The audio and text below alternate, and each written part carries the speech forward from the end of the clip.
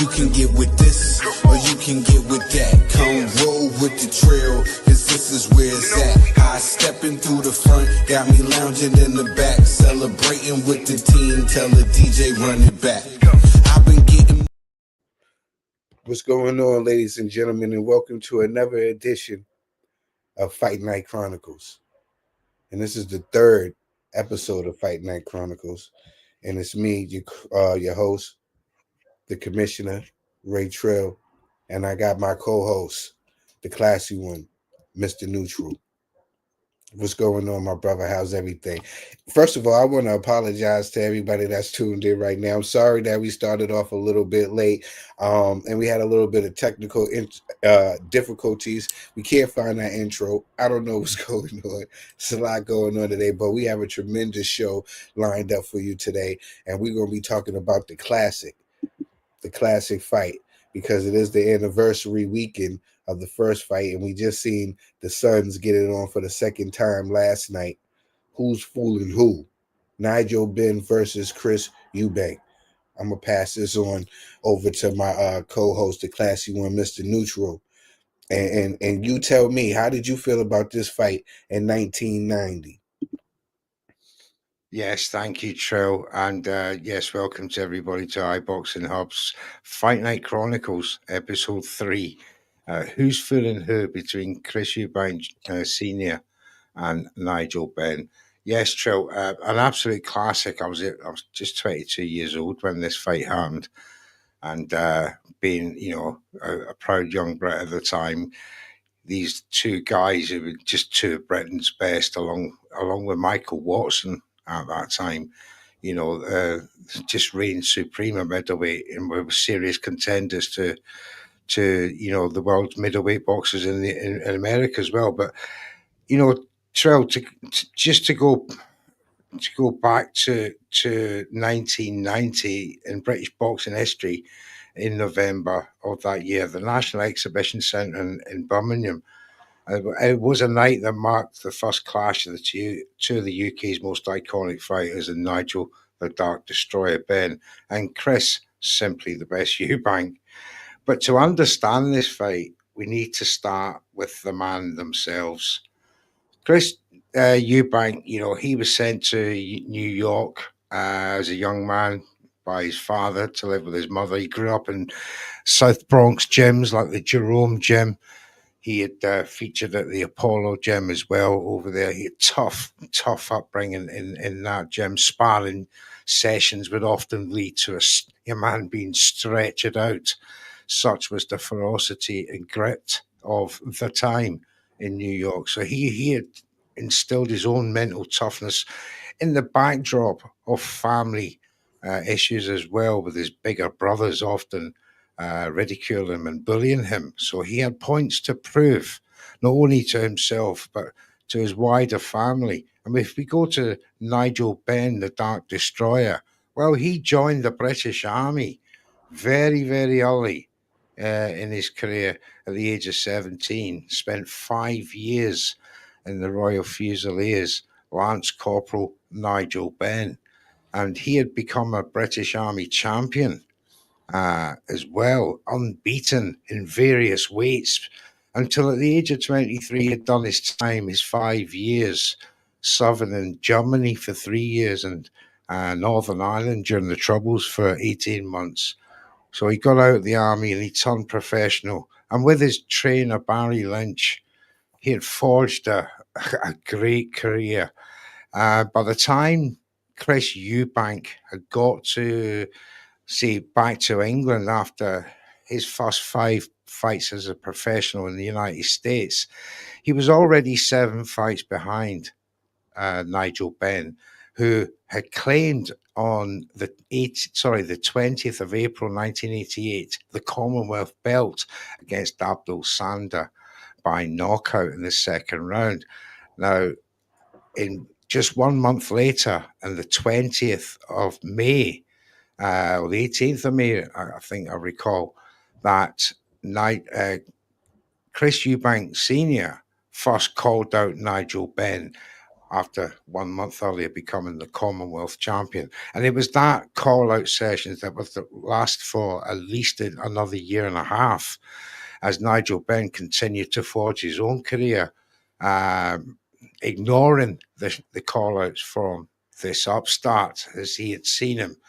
So as the time went on and Nigel Benn had forged a great win-run succession, finally met his match in Michael Watson in 1990. Chris Eubank, not to be deterred from his ambition of identifying Nigel Benn as not only Britain's most popular boxer, he identified him as a career-defining win that would not only launch his own career, but would set off a British saga. Now, Eubank had to win something, and he did win something. Going back to his, he had to prove something to the powers that be, Barry Hunn, that he was ready for a fight like Nigel Benn. And it was on September in 1990 that he finally convinced Ambrose Mendy there on the right of your picture with Bob Arum to make this fight. And certainly did, because off the back of wins of Iron Barkley, Nigel Benn was hot property at that time. So going into the pre-fight build-up, the Chris Eubank just absolutely with his persona of this upper-class British man who had come from the streets of New York and redefined and redemptioned himself as a former substance abuser and shoplifter back in his youth to this proud man who says that boxing and the gyms that have turned him round and turned his life around. And Ben, who had come from the army regiment of discipline and toughness, well, he brought that into this pre-fight build-up. And yes, he was a trash talker, and he would Eubank all kinds of grief. But Eubank would actually, once he got Ben into and signed him off, that then began the journey of Eubank's persona, as we all know today. So back to you, Trow, when it comes to the fight on the 18th of November, 1990, when these two met at the NEC in Birmingham, England, to fight for the WBO middleweight title. When you look back at this, right, the first thing that I think about, Mr. Neutral, is rivalry, right? And where people might seem to be like hatred, pure hatred or pure dislike for each other, right? And Chris Eubank, being the gentleman that he is, he tried to be like, nah, I don't hate him. I just want to beat him. You know what I'm saying? And Nigel's like, no, I hate him. Don't get it confused. Don't get this whole thing confused. And it's so funny. It just seemed like it's history repeating itself with their sons. And people will get what I'm saying once we dive into this fight. Mr. Neutral, you said everything. You said everything I possibly could say. But let's dive more into it. Let's show the folks how the energy was with these guys leading up to the fight. That particular night in question, I will show that I have what it takes. This man is nothing but he's the real hype. I come up the hard way. I didn't prove myself, boy. You had your time. Let's have some parliamentary procedure here, all right? Oh, God. But what makes you think you can beat Nigel Benn? Because he's just a puncher. He's only got a puncher's chance. I'm a skillster. I'm a fighter. I can punch as hard as he can. I can box, I can slug, or whatever he can. Everything is loaded in my favor for this fight because, in my opinion, although he's a great puncher, he has nothing else other than that. That's not important. I just got to beat the man. It doesn't matter whether I knock him out or take him to 12 rounds and give him a boxing lesson. So I have nothing to say to Nigel. I find the man intolerable in that he's so wild. I have no time for such people. He has no class as far as I see it. About Nigel Benn, I would say this. The man is a powerful puncher, a very powerful puncher. For this, I would like his autograph, because after I've finished with him, he isn't going to be anybody. Christopher? I have to say, there seems an element of genuine hate between these two, Ambrose. For sure. I don't hate the man. I just want his WBO title. I pray that I have enough dignity not to hate the man. Exactly. Hate doesn't come into it for me. Hate destroys the game and makes it look brutal, and that's why a lot of people don't take to it. I don't hate the man. I want the man's title, and I intend to prove that I'm a better fighter than the man, which I am. All right, gentlemen, you both signed the contract. I personally do hate him. I personally do hate him. So is there any point in me asking you to shake hands after signing the contract? No. Well, gentlemen, all four of you, thanks for joining us tonight. Thank you. Thank you. No, forget what you saying. I personally hate him. Forget everything you saying right now. I hate him. You know what I'm saying? It was an exciting fight. We're gonna dive into the fight. I just thought that clip was hilarious. Just before that though, you know, Chris Eubank, as you could see in that picture, turned his back on him, and he wouldn't look at Nigel Benn the whole time. You know, he saw himself as too intellectual, too flamboyant. He was beneath him, and this condescending attitude that led to Nigel Benn's hatred of this man, because you know that build up. It was a promoter's dream. Barry Hunn was, you know, what was said to was it's probably the best pre-fight build-up promotion trash talk I've ever seen in my life. He had Eubank hit Ben in bits, and such was the verbal sparring, and all added to fuel that rivalry that was, you know, unrivaled and like unequaled certainly on British shows. So yeah, back to you, brother.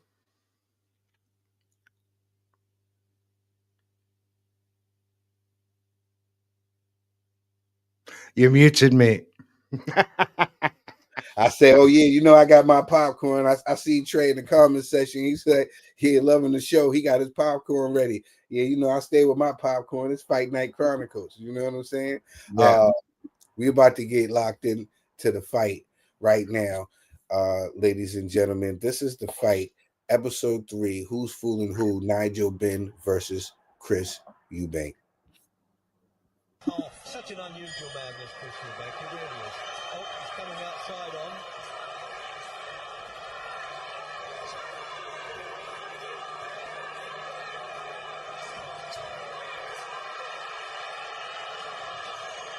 You saw him punching back up, even if he is doing it on the run.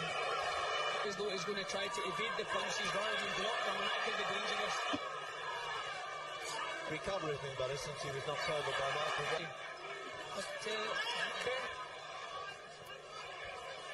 Look, Nigel's coming out firing. He was trying to hit him with everything. He was coming out. It seemed like these guys. Some things just don't change. It's round 2.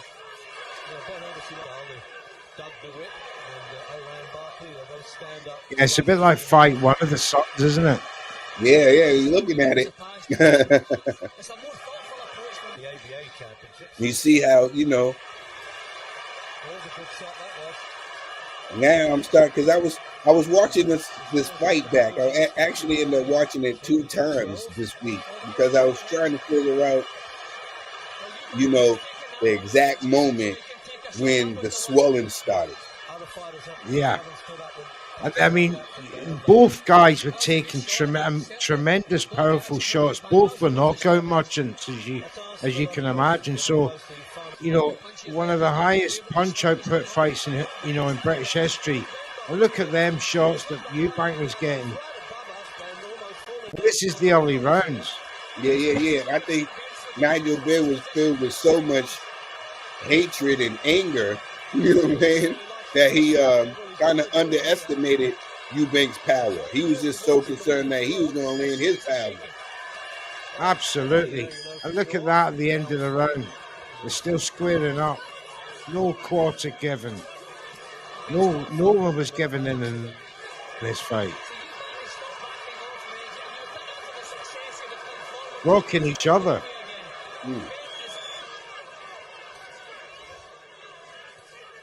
Oh. I mean, some of these, I mean, can you imagine Eubank Jr. fighting Nigel Benn and vice versa, Conor Benn fighting Eubank Sr.? He'd get knocked out.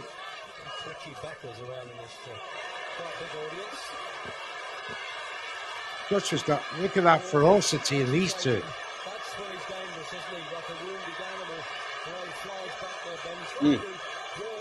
That's not playing. Oh, right there.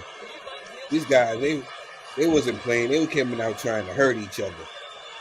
Absolutely. I feel like, you know how usually you have a fill out round? There was no fill out round. No. This, again, you know, Tommy Huns versus Marvin Hagler. Sugar Ray Leonard comes to mind. You know, but they carried it on round after round. There you go. There's Eubank teeing off. Look at Ben come back. He takes it. He soaks it up. It's a war of attrition. Look at that uppercut. Yeah, they made him step back. You heard him. Oh! Both guys was hurt. It was about this time that people will start to convince themselves that Nigel Benn was going to win this. Oh, he's hurting him. He's catching him. Yeah, that's the first half. That was the end of the fourth round right there. Mr. Neutral. From those first 4 rounds, like what did you get? Oh, you're on fire. You know, I was in the pub at the time. I watched most of my boxing fights in the pub back in my 20s. And this fight was no different. And when you got the crowd reacting around you, and it's just justifying what you're feeling at that time, you were just enthralled. It was just amazing watching, and how both of them hadn't been knocked out. But by the punch power of these two, was amazing. They both were standing up, and it was only round 4. These guys, like I said before, there was no fill out round. No, there was no fill out round. They promised what they delivered. They delivered what they promised. Actually, yeah. He said this is going to, obviously, Chris Eubank Senior was going on about, this is going to be a master class, a clinic, and all the rest of it. It was anything but.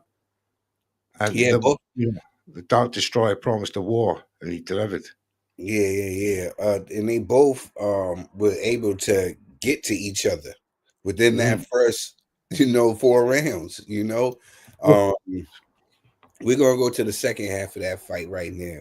I just had to pause it real quick because this was a phenomenal fight, and I'm suggesting that everybody make sure y'all go in and watch this fight in its entirety because it really was an exciting fight. Toughness of Nigel Benn, but tough. As I say, there's a shape, the left eye of Ben. They've been shaken. There's another one, Reginald. Good right hand. As you can hear, the legend Jim Watt with Reg Guttridge giving the legend that was Reg Guttridge giving the commentary.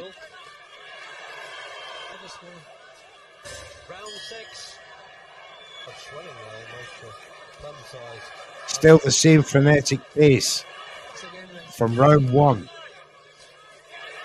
These guys were gym freaks. So he certainly has just from these leads made up his mind. Low blow. That was low.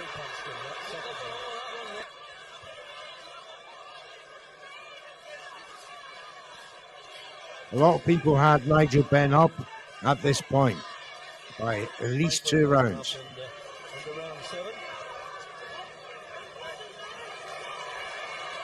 Agent manager.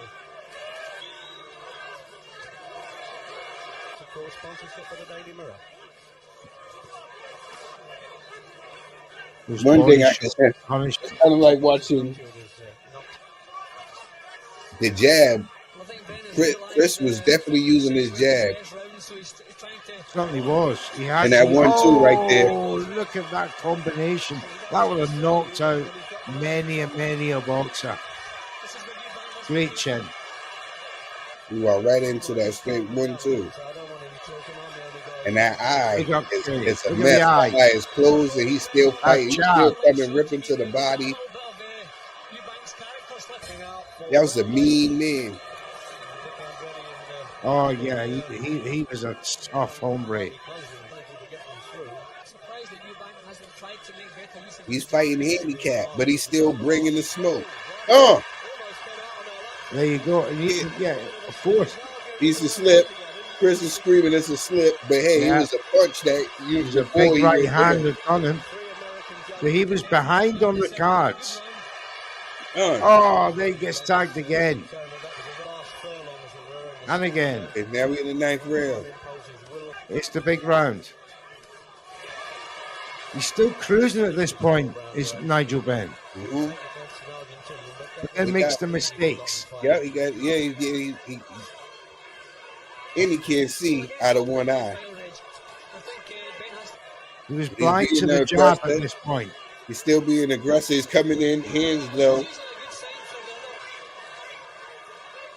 He refused to lose, did Nigel Benn. Oh, there you go. That's that combination that done the eye. He was done. He was cooked. He threw, still thrown back bravely. Still 13 seconds left on the clock. Bang! Referee stops it. Richard Steele. Nah, he's done enough. Richard Steele steps in and stops the fight. You know, it was a couple seconds left in there. You know, maybe could have went on. He could have been saved by the bell, you know. But nah, it was a good stoppage by Richard Steele. It wasn't like Richard Steele's stoppage against Mildred Taylor and Chavez. That was so. This was an okay stoppage. When he got hurt, if you go back and look at when he got hurt, it reminded me of the same reaction when Chris got hurt, you know, against their son. I mean, Junior got hurt against Ben. After the fight, though, you know, there was so much hate and so much animosity. But after the fight, there was mutual respect. Yes. There was mutual respect after the fight, after this iconic fight. But let's backtrack. On the second half of the fight, what did you notice? Again,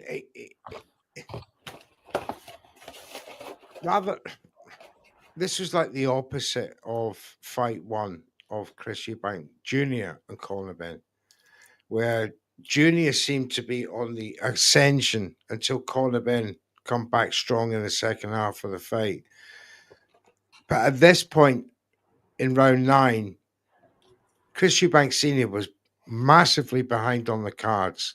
He'd suffered a knockdown, a 10-8. But even, you know, by the beginning of round 8, he was at least 2 or 3 rounds down because Ben's work rate and his punch output was prevalent. So that combination that hit him at the end, plus the eye being closed, he couldn't see that left right coming, and then that third punch, which, you know, put him against the ropes, and then he was tucking up, and the rest is history.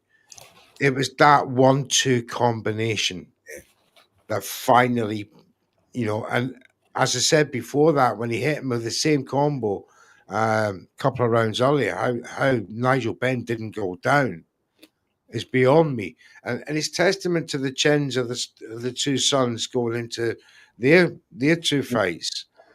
Great chins between the two of them, as they showed in both.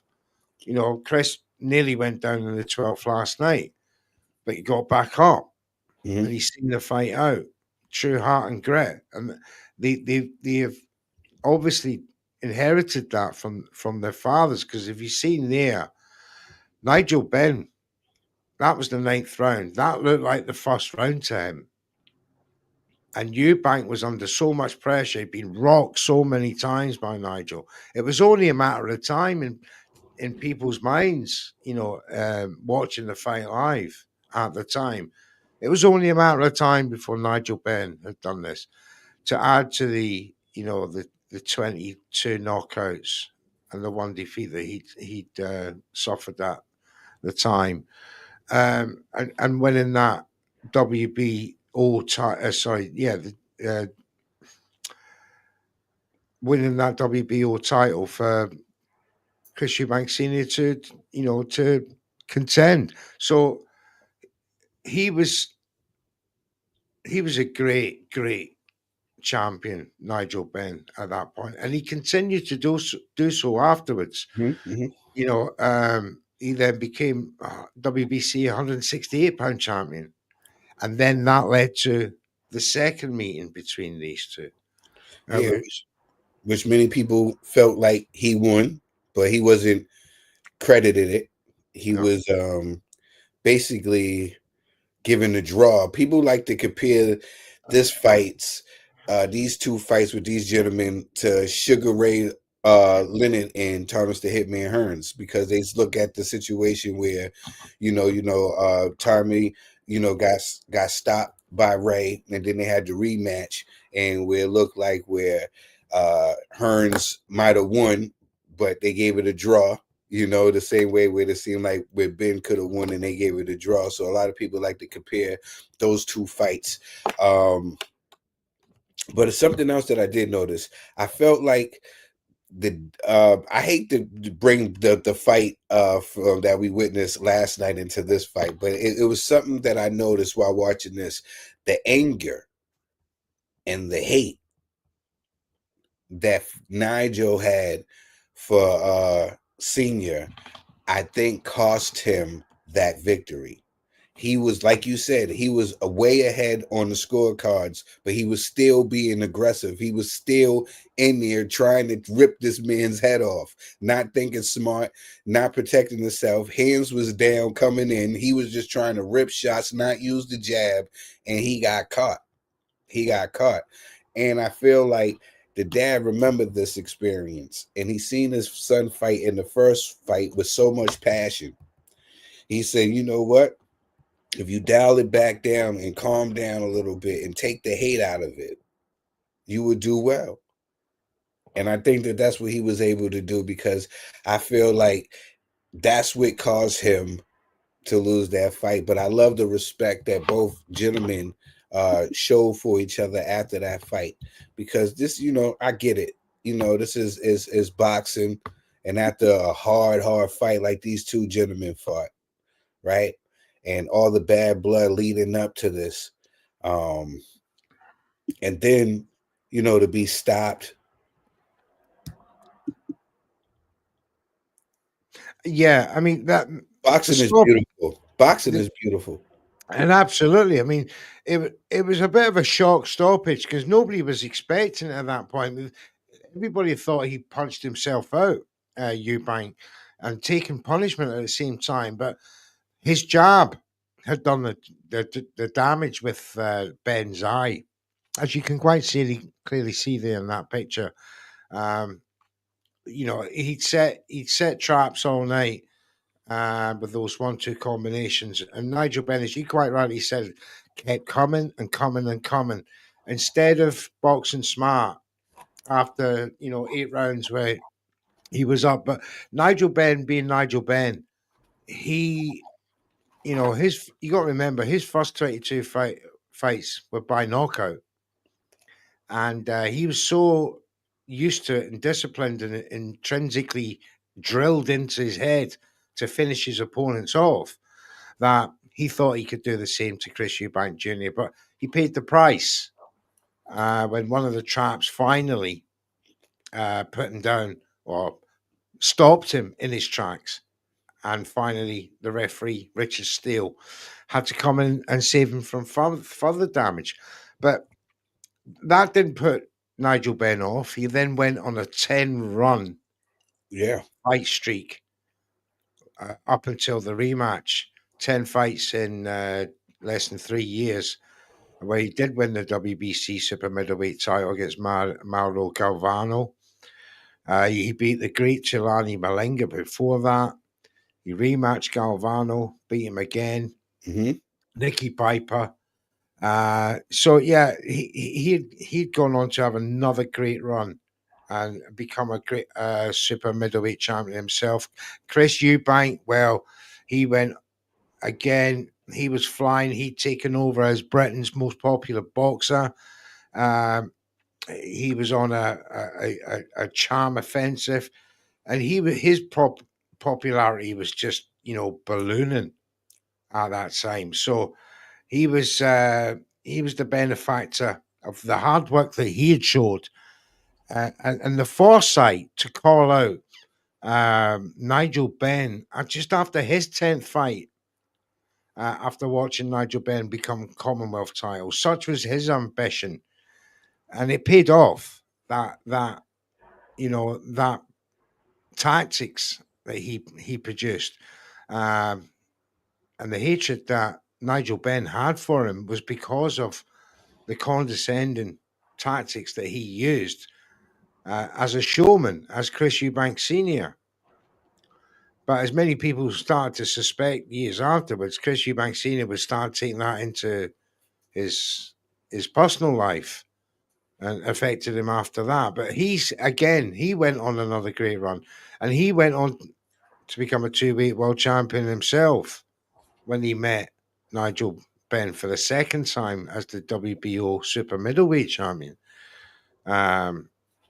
It's tremendous what these two gentlemen brought to the table for British boxing and world boxing, as that matter, because they're both known worldwide.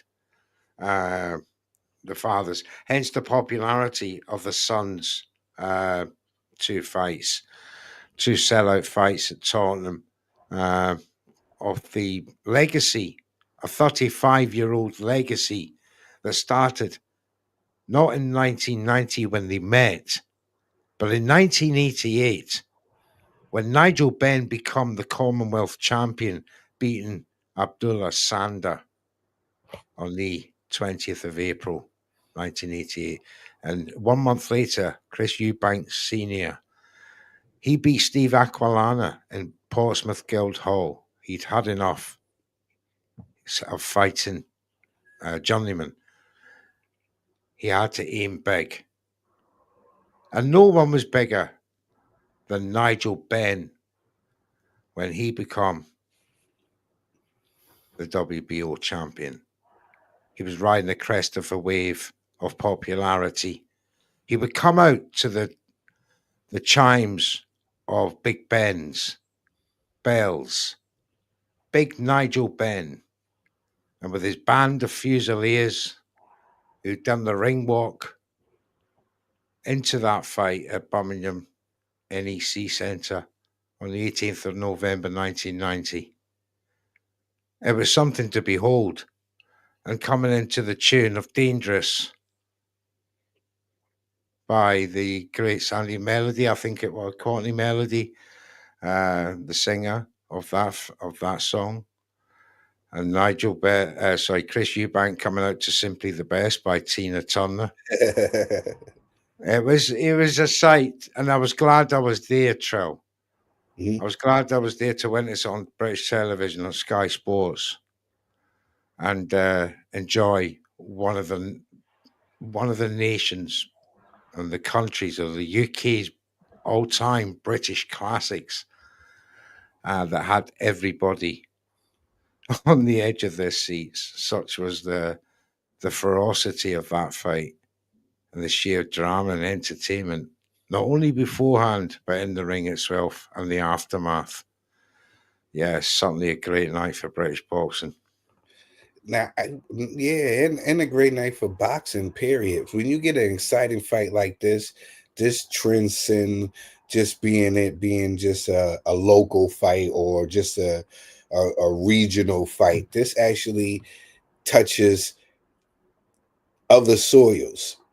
this fight is known to us across the pond because it was so exciting. The hype that these guys had, and just the rivalry and the dislike that these gentlemen have for each other.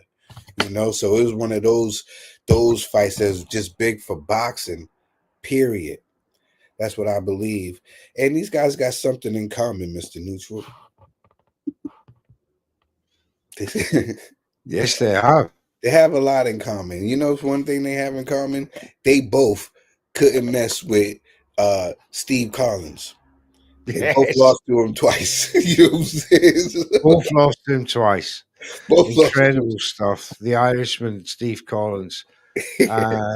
He was not supposed to win them fights, It was one of them. What's going on here? This Irishman, he's putting our boys to task.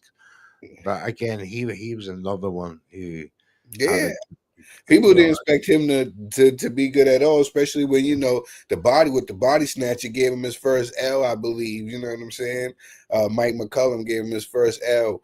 But yeah, Steve Collins, at least they got that in common. They both couldn't hang with the brother Steve Collins. They both lost to him twice. So definitely. Yeah, when he challenged Mike for the WBA middleweight belt, he had to go back some years later for Reggie Johnson for the vacant. Yeah, lost to him too. He lost that too, and then lost the European title contender against Columbi. Yeah, he was a really decent, right? Yeah. It was back-to-back losses, right? Back to back. And yeah, he was a real decent boxer as well, that Columbi. Yeah, but great run after that, Steve Collins. Yeah. He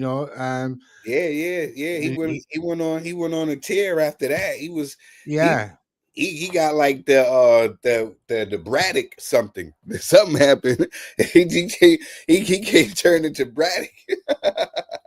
He I became don't know.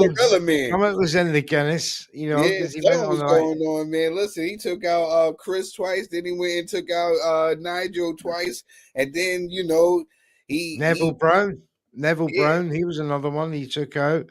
Yeah, both of those guys, Nigel Benn and Chris, they lost 3 times before they retired. Mr. Collins, he retired on top. I know. Yeah, that crazy because usually, people retire after losses or back-to-back losses and all the rest there. Yeah, Steve Collins, he must have been a 14, 15 fight winning streak before he retired at the top. And not only that, he's probably one of the WBO's biggest champions, for defenses. Something stupid like 9 defenses. So, he's another big name that I call him a big name, but it's another name that probably is underappreciated as the Irishman. But that's why we got shows like this, Fight Night Chronicles, so we can educate certain people that didn't know about the history of boxing, about the history of the sport, and familiarize them, with people that they might not know. Yeah, people like Mr. Collins. And here's a little known fact, very little known fact. Chris Eubank's stance. Do you remember when he did that little side step? Yeah.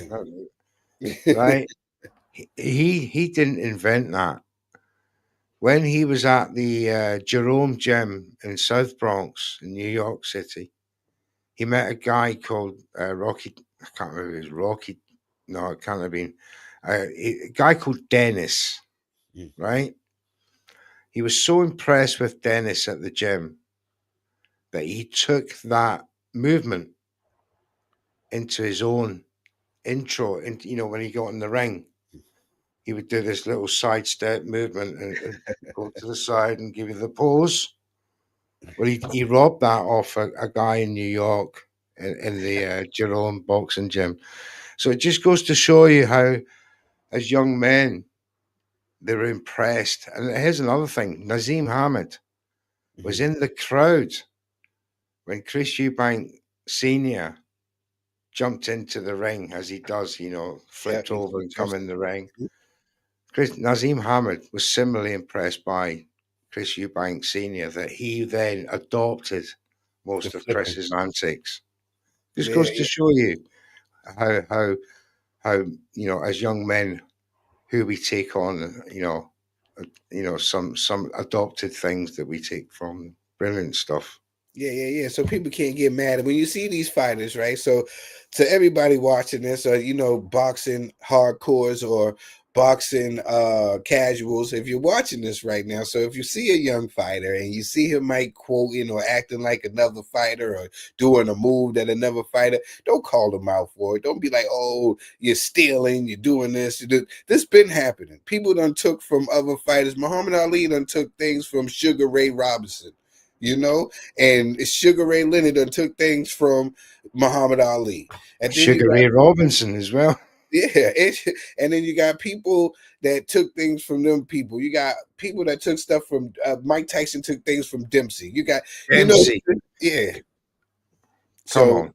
Marciano. yes, so you got people that take things from other fighters. It's just the nature of the beast. It's just the game. You can't help but be influenced. You see everybody want to be money. I mean, look at the people that Floyd Mayweather's influence with the That's what I Philly said. Joe. Everybody want to be money. You know what I'm saying? And you get very and people, it always amazed me that the likes of a Klitschko or a Lennox Lewis, uh, or a Chris Eubank or a Nigel Benn doesn't get copied, because these were so destructive individuals that they were pure boxers. You couldn't get, you couldn't replicate that in a certain in knockout scenario. In the defensive postures and all the showboating and that, yeah, the Floyd Mayweathers, the Chris Eubank seniors, and Nazim Roy Hamid, Joneses. the Roy Joneses. Keeping your These are hands low, sticking your head out. your entertainers that you look for as a fan. To supplement that, you bought your ticket, you bought your food, you bought your drinks. You want to see a show. You want to see some pizzazz, and these guys produced it. Yeah, they were great showmen. And then we talk about Nigel Benn. Like, his career didn't stop. I don't want people to watch this and think that his career stopped. A lot of people was seeing some casuals was talking on Twitter like, oh, he's revenging his dad's. You know what I'm saying? Like, like no, like he had a good career after that. Actually, Nigel Benn himself became a little bit not loving of the sport after his run-in with McCullen, with Gerald, and what happened after that fight actually took his taste away from boxing. Had nothing to do with the fight with Chris Eubank Sr. It was actually that fight with Mr. McCullen where he was seriously injured in that fight, which was built up to be a big mega fight between two big punches. Yes, and how ironic that both of these boxers were to feature in tragedy in their fights. After Gerald McClellan, there was poor unfortunate Michael Watson being damaged after his fight, brain damaged. And further complications with ambulances being sent to wrong hospitals and everything like that, all added to the agony of the families and everyone involved. And it's Gerald McClellan was another one, no different, And what's weird about that fight with Gerald McClellan is Nigel Benn would have been counted out in the first round of that fight when he was put through the ropes by McClellan. Any referee today would have waved that off. And to appreciate how that doesn't happen today and why it did happen that in them days is down to the rules and the referees and how they perceived any boxer that was in trouble. a lot different. It was because of Gerald McClellan.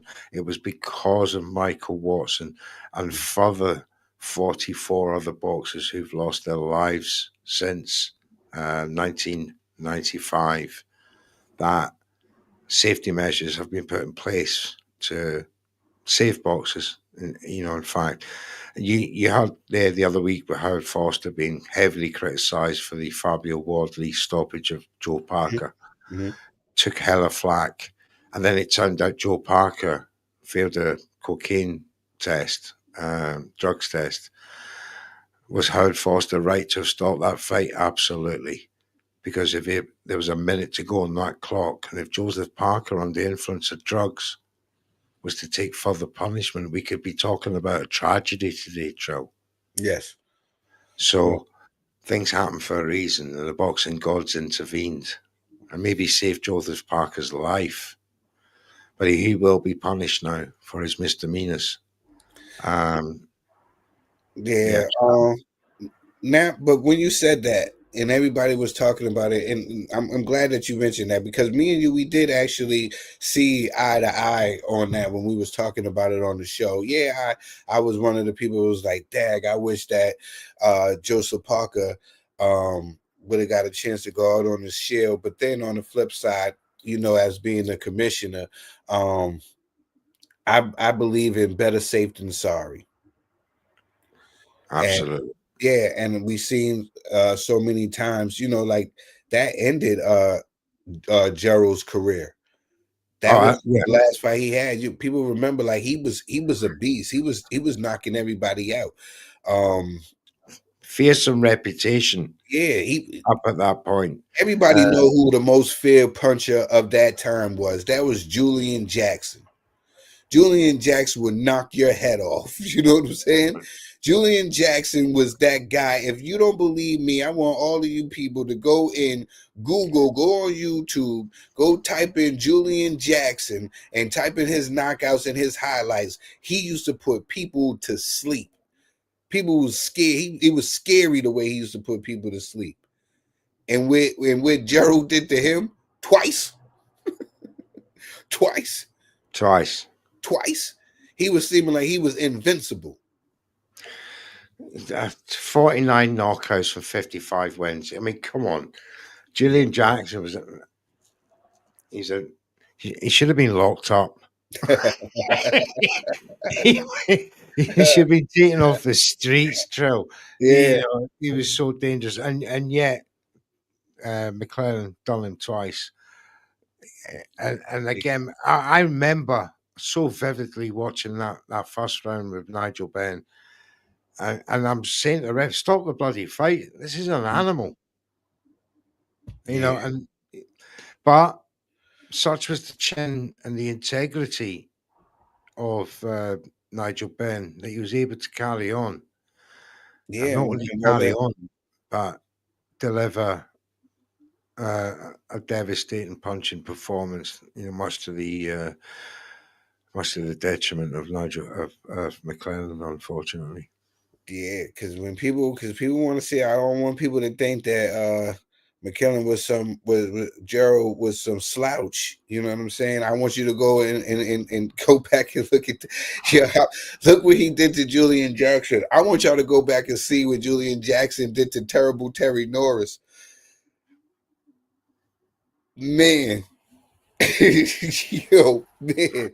And Terry was my guy. And he spot and it was a wrap. And then you see what Gerald did to him. This is what you know about boxing. It's any given Saturday, man. This sport is a beautiful sport, but this sport is an unforgiving sport. You don't play boxing. You definitely do not play boxing at all. Yeah, so we're talking about these guys and how great they are as far as Nigel Benn and Chris Eubank Senior, and we gotta salute them as well as being fathers too. I want to definitely tip my hat off to them for supporting their sons and being there for their sons when their sons needed them most. I talk about Chris Eubank Senior. You can see he was really emotional. He was really upset when he was at the press conference, like that somebody would dare say that he was giving money to show up for his son.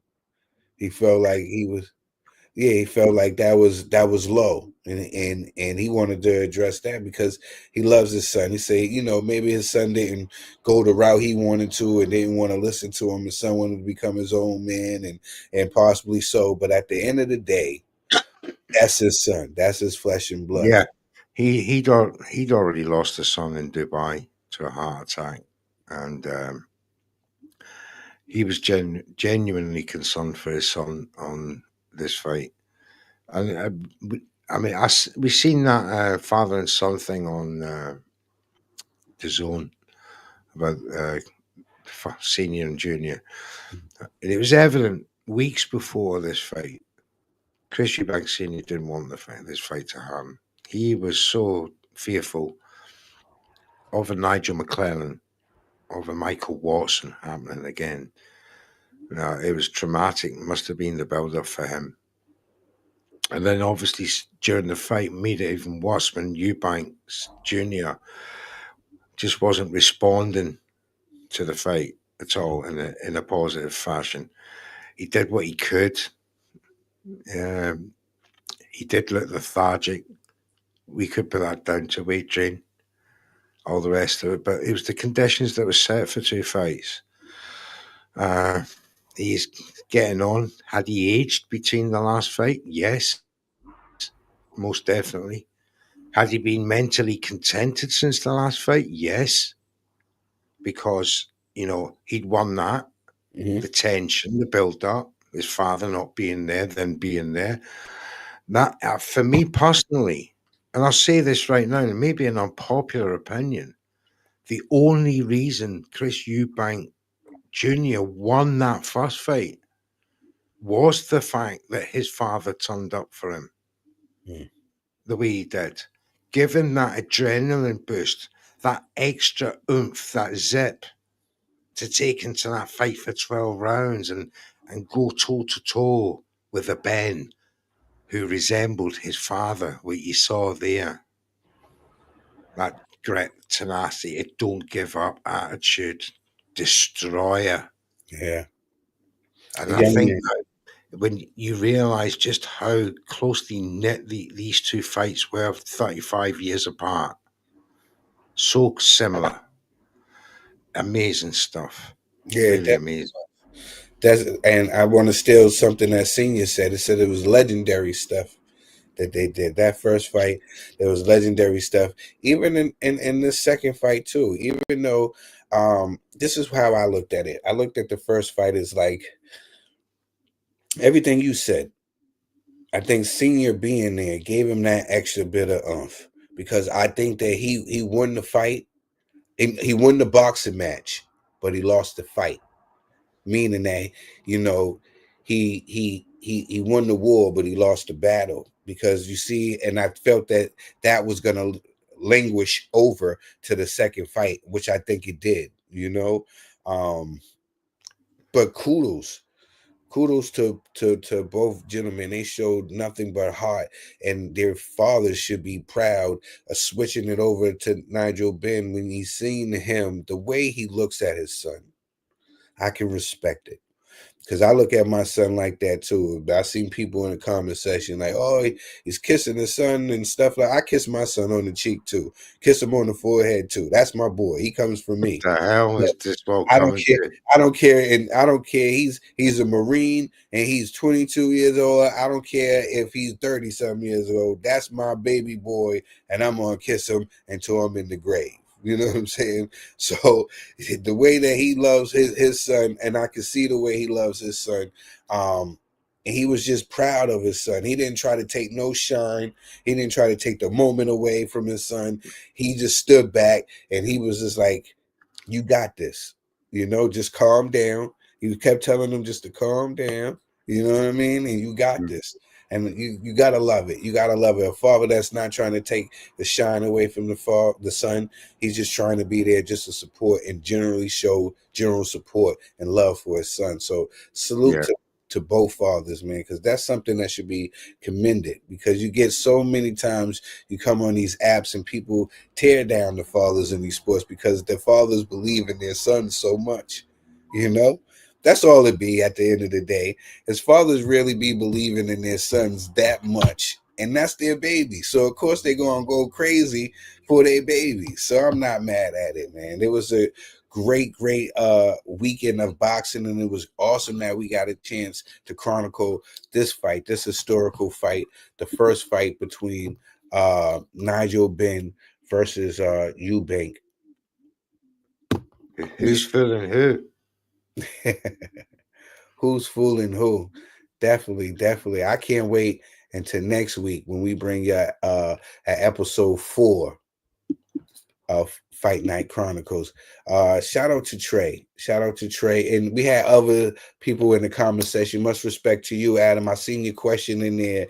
But you can come on the recap and we can talk about that tomorrow. But this show right here was personally, just especially for Mr. Ben and Mr. Eubank. You know, both dads of the fighters who fought Saturday. You know, this is us, you know, tipping our hat to them and saluting them on their reunion. What's that, 35 years? 35 years. 35 years. Yo, that's crazy. It's making me sound kind of old up here. I'm used to it now, Trill. I'm very used to it. You know, when people say, you were 22 there, how old are you now? Yeah, I know people doing the math. Like Trill, you was there? Yeah, man. I was there. Yo, man. Yo, this is crazy. I had a comment the other day when I had a comment the other day when we were doing the Rumble in the Jungle, and I said, you know, I was like 6 years old. And I said, God damn, Neutral, how old are you? Yeah, no matter how old we are, man, we still look good, Mr. Neutral. We ain't let the world beat us up. You know what I'm saying? We ain't let the world beat us up. And y'all should never let the world beat y'all up either. You know what I'm saying? Much Fight love back. to everybody, man. Thank you, everybody, for tuning in for another episode of Fight Night Chronicles. This is episode 3. Next week will be episode 4, and we're gonna have another amazing show for you. It's gonna be a surprise, but y'all gonna love it. I know you're gonna love it. It's gonna be one of those that's gonna tug on your heartstrings, because everybody remembers this fight and what happens in this event and this night. Mr. Neutral, do you have anything to say to the people? We want to thank you for tuning in. Please give iBoxingHub a like and subscribe. Yeah. Immediately. Yes. Right? And It's make free, sure it's painless. And yes, please tune in next week as well. We've loved having you with us tonight. I hope you've enjoyed it. Big thank you to my host, Trill Dollar Bill, aka the Commissioner, and the iBoxing Hub family as well. Thank you so much for having me and Red Corner Boxing here on your show. Yeah, this is what I'm talking about. Make sure y'all go and subscribe to Red Corner Boxing ASAP. Shout out to my man James. Much love to my brother. And thank you everybody for tuning in to another episode of Fight Night Chronicles, man. It really means a lot from the heart, because me and Mr. Neutral, I'm gonna just tell y'all real quick before we get out of here. Me and Mr. Neutral, we connected of the fact of our love for boxing. You know, the old fights and just being students of the game. You know what I'm saying? Like, it might seem like we're like know-it-alls, or like how we run off things. It's because, you know, we really study. Like on our off days, we would go and watch old fights from back in the days and stuff like that. And that's how we were able to, you know, tell you about these fighters and stuff like that. It ain't like we're stunting on you or nothing. All this is love and passion. I was there. Mr. Neutral was there. I'm just old. You know what I'm saying? So yeah, definitely from the bottom of my heart, man. Thank you everybody for tuning in for another episode of Fight Night Chronicles. You can catch us on Twitter. You can catch us on YouTube. Make sure you catch us on Twitch. You can catch us everywhere. We're out of here, everybody. Thank you once again for tuning in to Fight Night Chronicles. Much love, much respect. And we out of here. We out of here.